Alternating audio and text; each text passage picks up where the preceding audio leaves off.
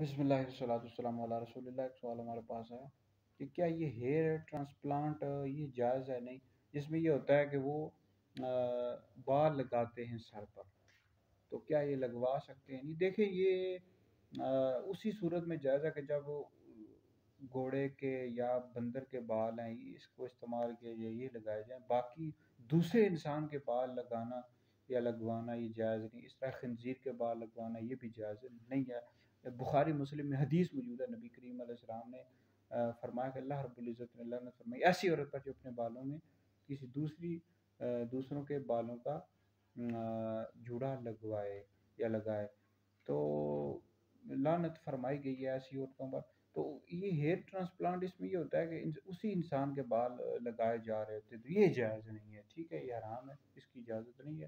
دوسرے انسان کے بھی بال نہیں لگوا سکتے، اپنے بال بھی نہیں۔